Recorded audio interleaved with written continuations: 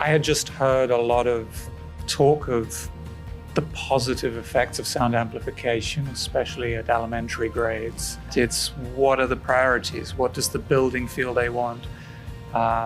What do particular teachers feel they want? We're a small district, so we don't go for a one-size-fits-all. We try to support different needs in different places accordingly. It did get built into our new high school when we had the funds to, 6+ years ago, build a whole new high school. We got sound amplification in every room there. And so then before that, it was just something we were gradually retrofitting.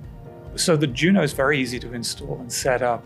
We plug and play for the most part. Put it in the room, turn it on, connect it to the PC if you want to amplify the sound, and show the teacher how the microphone works. The expandability is certainly of interest to us. We have older buildings with aging PA systems in them that will one day need to be replaced. And if we have Junos in each of the classrooms, that could be of great benefit potentially.